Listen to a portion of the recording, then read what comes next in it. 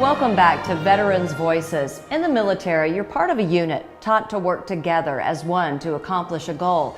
But when your service is ended and the members of that unit have gone their separate ways, the memories and trauma can stay bottled up. When Drew Callner began working with Alabama Veteran, it was only to document various events for the organization.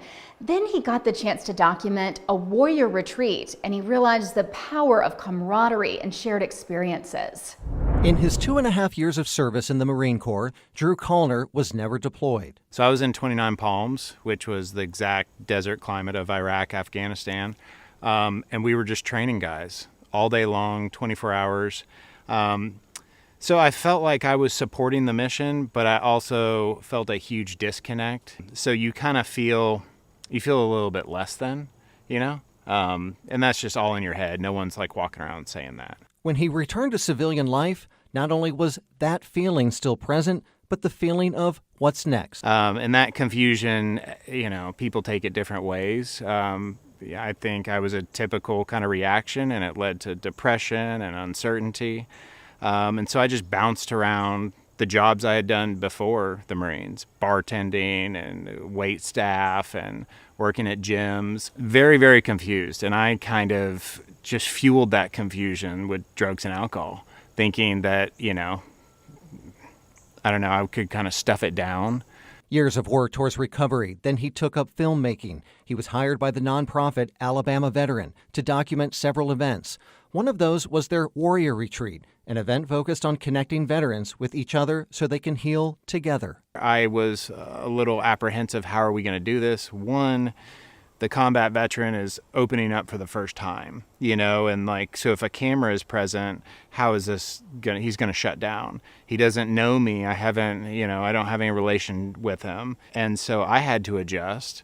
But the magic of filmmaking, a good story will always rise. And these guys, their stories are unbelievable. The most recent retreat led to a long-form documentary focused on identity. It was very powerful.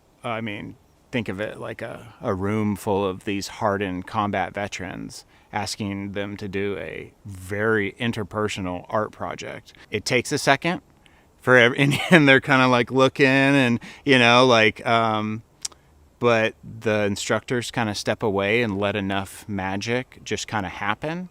And then they eventually go into it, and then the result is extremely powerful. As he's worked on these projects and shared these stories of others, in a way, it's kind of like full circle for me. I didn't get to deploy, and I feel like there's I have felt for years that there's a dark cloud over my military service because of that.